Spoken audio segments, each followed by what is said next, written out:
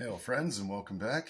Even the greatest sorcerers in all of Nern can't cure my compulsion to craft, so here it is, your host, the incurably crafty Orm, back with another fun project for you guys to see and how it's made. So, this video, again, like always, full disclosure, this one is not for kids.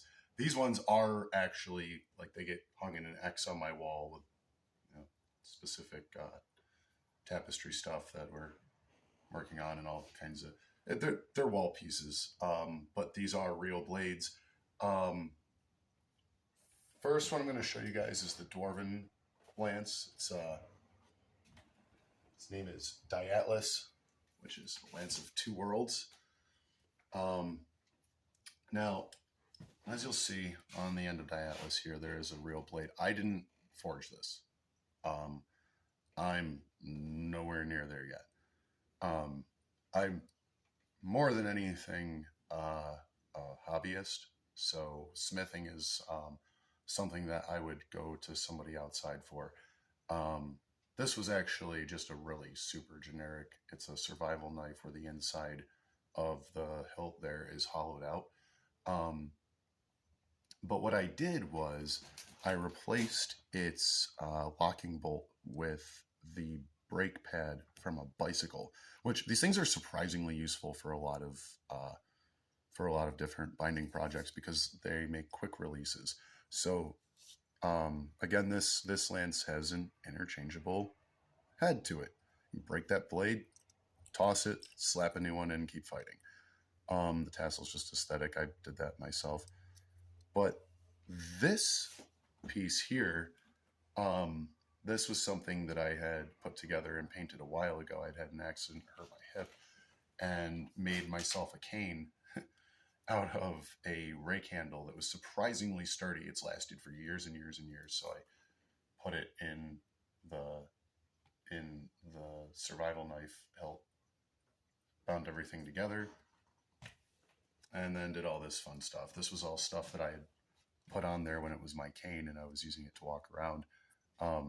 But all the padding is worn out, so this is a pretty devastating little hammerhead, making it useful at both ends.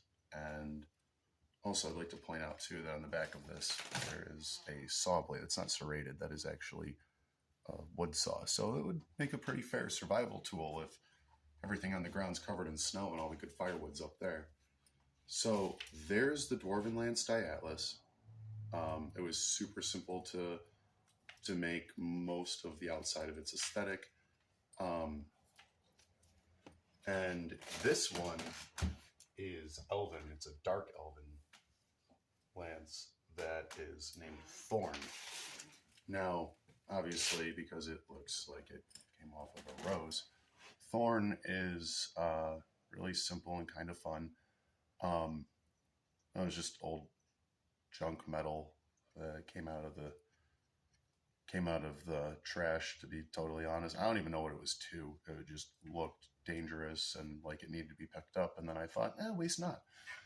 Old kitchen knife, everything all bound together, real nice. And I did discover that Flex Seal is amazing on things like fabric. If you want it to hold a certain shape for a long time but not lose its color, use clear Flex Seal. That stuff is great. I do also want to point out I cannot take credit for this kind of lava pattern on this.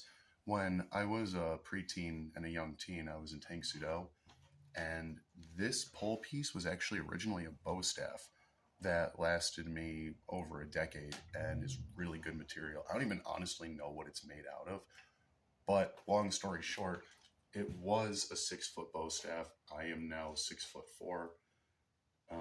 A bow staff doesn't work if you're shorter or if you're taller than it. At least it's not as effective. So instead, this is my Dark Elf Lance, which is unlike the Dwarven Lance, which is mostly made for making phalanxes and walling up against oncoming charging orcs. Elves are better at range. This is way lighter. It's meant for throwing. But these two sit on the wall. So, like always, thank you guys tremendously for indulging me. Like ratings are always appreciated, but even more appreciated are your opinions. So feel free to leave comments in the comment section down below. I look forward to hearing about other craftsmen and other things that you guys have made.